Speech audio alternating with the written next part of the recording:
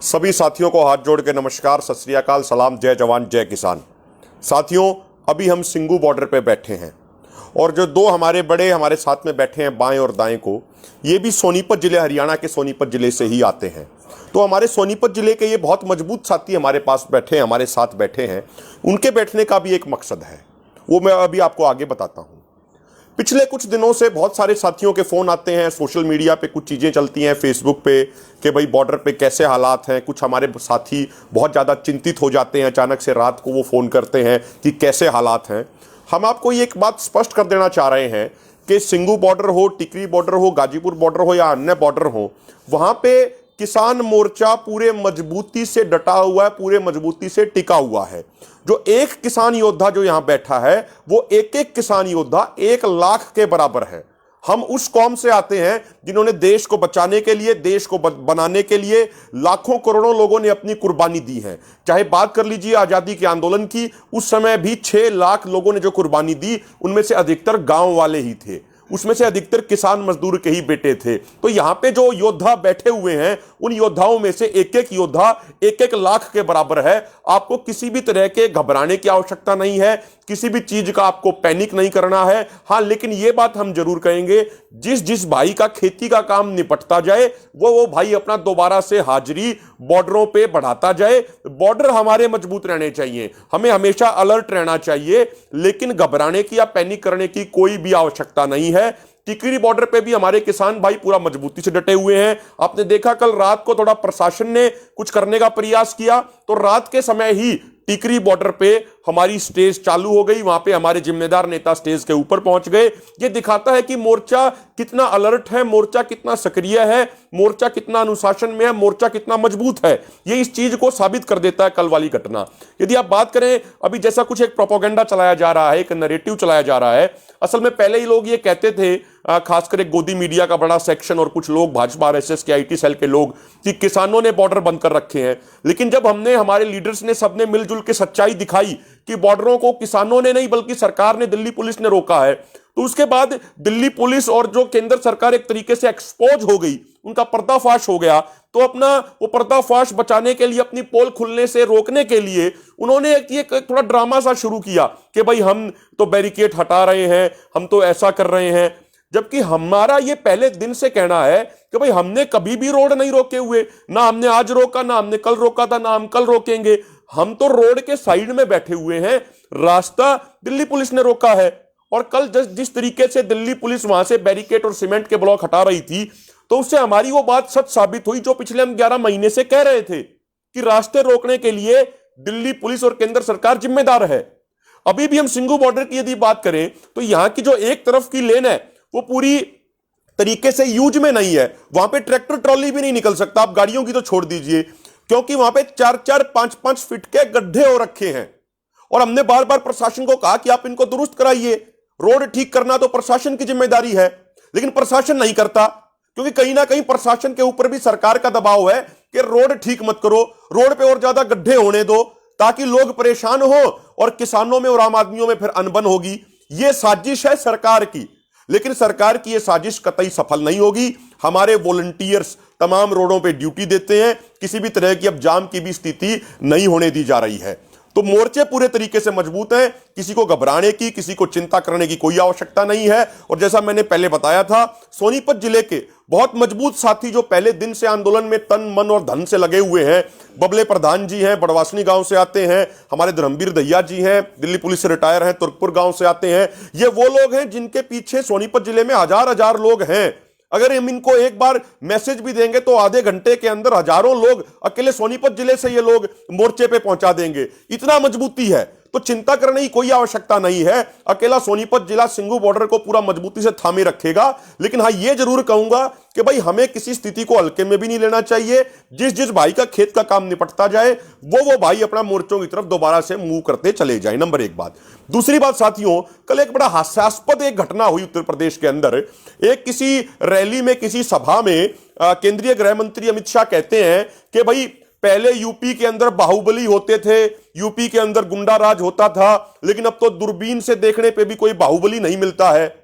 अरे गृह मंत्री जी, अपनी दूरबीन भी ठीक कराइए और उसके साथ साथ अपनी नजर और चश्मा भी ठीक कराइए।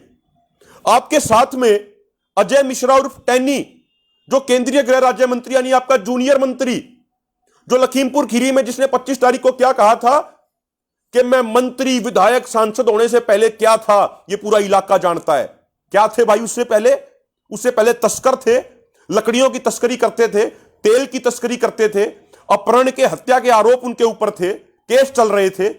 यानी इस सरकार के एक मंत्री को खुद को मंत्री कहलाने में, सांसद या विधायक कहलाने में गर्व नहीं हो रहा, उसको गुंडा, तस्कर और अपहरणकर्ता कहलाने में खुद को वो गर्व महसूस कर रहा है। तो गृह मंत्री जी, आपका जूनियर मंत्री, आपके साथ खड़ा व्यक्ति, उसके बेटे ने किसानों को गाड़ियों के नीचे कुचल दिया, 4 किसानों और एक पत्रकार की नृशंस तरीके से हत्या कर दी, एक हत्याकांड को, एक नरसंहार को अंजाम दिया। यह आपके राज्य में हो रहा है। कुलदीप सेंगर कौन था? आपका विधायक, जिसने एक दलित बेटी के साथ रेप किया और उसके बाद जब उसका परिवार गवाही देने के लिए जा रहा था तो उसके पूरे परिवार पे हमला करा के उसके पूरे परिवार की हत्या करा दी। एक व्यापारी की गोरखपुर में पुलिस ने पीट पीट के उसकी हत्या कर दी। अभी आगरा में एक दलित व्यक्ति को मार दिया गया, पुलिस कस्टडी में उसकी इतनी पिटाई हुई कि उसकी डेथ हो गई। आपकी सरकार में, हरियाणा में भी आपकी सरकार है, एसडीएम एक आईएएस अधिकारी सरेआम खुलेआम कहता है किसानों के सर फोड़ दो। आपका मुख्यमंत्री मनोहर लाल खट्टर कहता है कि लठैत तैयार करो गांवों में। तो आप किस लॉ एंड ऑर्डर की बात आप कर रहे हैं? किस चीज का शासन कानून, किस चीज का बचाव हुआ आपके राज्य में? आप अपना चश्मा और अपनी दूरबीन ठीक कराइए।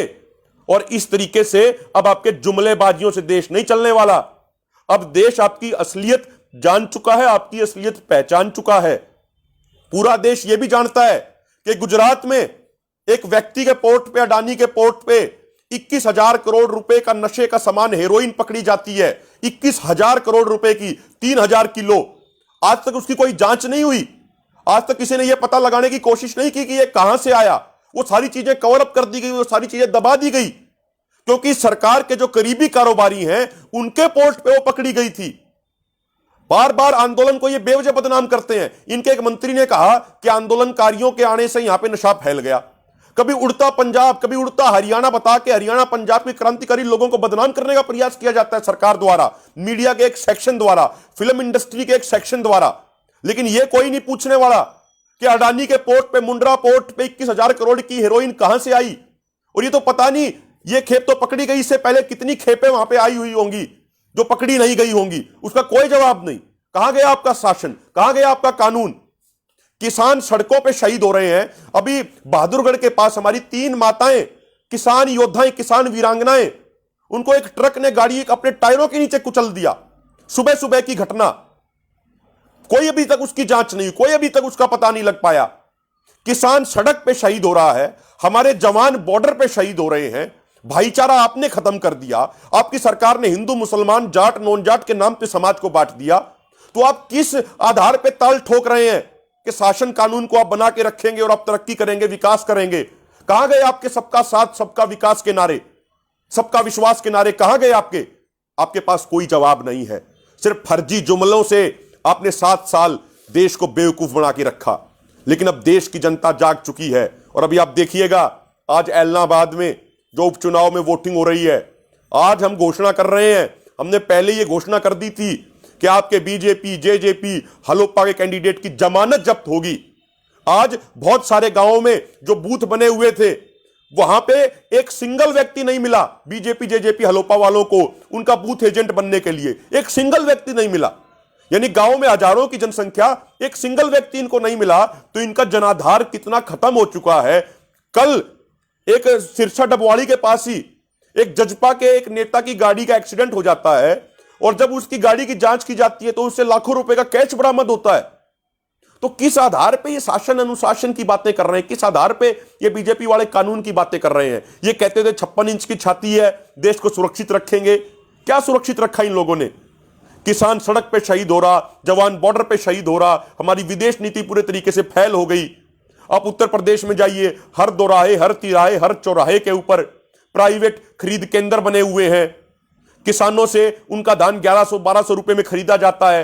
व्यापारी कहते हैं कि नगद चाहिए तो 1100 रुपए मिलेंगे, और 1 महीने के बाद लोगे तो 1200 से 1300 रुपए दे देंगे, लेकिन अपने जमीन के कागजात भी देने पड़ेंगे। व्यापारी क्या करता है फिर? उसके जमीन के कागजात लेके सरकार के पास अपना फर्जी पंजीकरण करा लेता है। तो किसान से वो व्यापारी लेगा 1100 रुपए में, सरकार को बेच देगा 1940 रुपया प्रति क्विंटल में। और फिर सरकार कहेगी कि भाई देखो, हमने तो उत्तर प्रदेश सरकार ने 70 लाख मीट्रिक टन धान का खरीद का टारगेट रखा था, हमने तो खरीद दिया। वो कागजों में दिखा देंगे, लेकिन ये कोई नहीं बताता वो 70 लाख मीट्रिक टन धान किसान से नहीं खरीदा गया। किसान से तो 1100 रुपए में प्राइवेट लोगों ने खरीद लिया। उसके बाद प्राइवेट लोगों ने फिर वो 1940 में सरकार को चिपका दिया।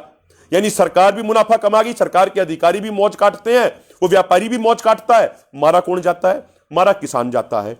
हर जगह आप यूपी में कहीं भी जाके देखिए, हर जगह पे ये इस तरीके से तोल केंद्र इन्होंने खोले हुए हैं। पूरी इन्होंने लूट मचाई हुई है। ना ये कानून को मानते, ना ये संविधान को मानते, ना ये जनता को मानते। ये तो सिर्फ एक चीज को समझते हैं बीजेपी वाले और उनकी सहयोगी पार्टी वाले, और वो ये समझते हैं कि भाई किसी भी तरह का हथकंडा अपना के, कुछ भी, कोई भी हथकंडा अपना के कुछ भी गलत हरकत करके ये सिर्फ राज हथियाना जानते हैं।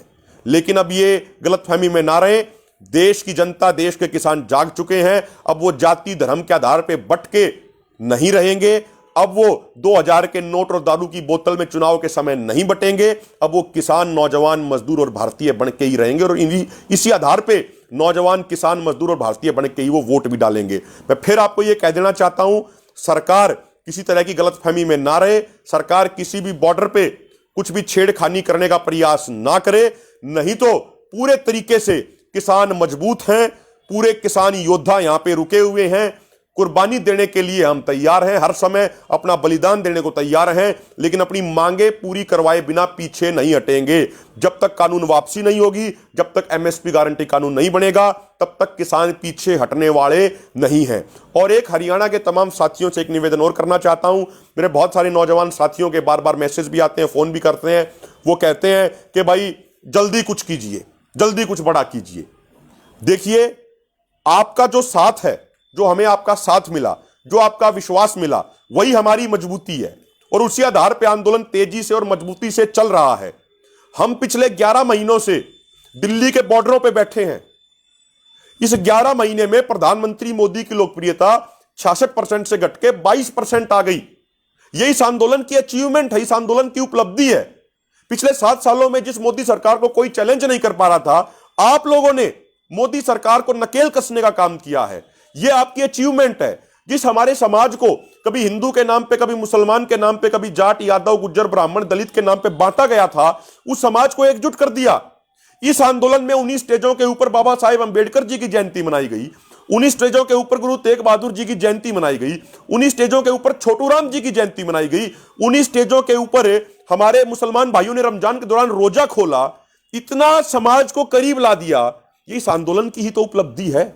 और आंदोलन जितना लंबा चलेगा, आंदोलन जितना मजबूती से चलेगा, बीजेपी के राजनीतिक अंत की उनकी जो खाई है, जो उनका ताबूत है, उसकी गहराई और भी अधिक बढ़ती जाएगी। आंदोलन जितना लंबा चलेगा, उससे किसान समाज मजबूत होगा और बीजेपी के राजनीतिक ताबूत, राजनीतिक खात्मे की गहराई और अधिक बढ़ेगी। आप शांति के साथ रहिए, अनुशासन और धैर्य के साथ रहिए, मोर्चे पे संख्या बढ़ाइए। निश्चित तौर पे जो बात आप भी कहते हैं कि भाई कोई अच्छा कदम उठाया जाना चाहिए, कोई बड़ा फैसला लिया जाना चाहिए, मोर्चा हर चीज को गंभीरता से देख रहा है। आप विश्वास बनाए रखिए, सही समय पे, सही जगह पे बहुत अच्छा फैसला लेंगे। आप सबको विश्वास में लेके फैसला लेंगे। आपसे हाथ जोड़ के अंत में यही निवेदन है, ये मोर्चा आपका मोर्चा है। जितना अनुशासन में रहेगा, जितना शांति के साथ रहेगा, उतना ही अच्छा रहेगा। आजादी के आंदोलन की लड़ाई भी 1857 से लेकर 1947 तक चली थी। जो राजनीतिक राक्षस, जिन राजनीतिक राक्षसों ने आज देश पे कब्जा कर लिया है, उन राजनीतिक राक्षसों का भी अंत होगा, उन कॉरपोरेट राक्षसों का भी अंत होगा। आप धैर्य बना के रखिए, विश्वास रखिए। जय जवान, जय किसान।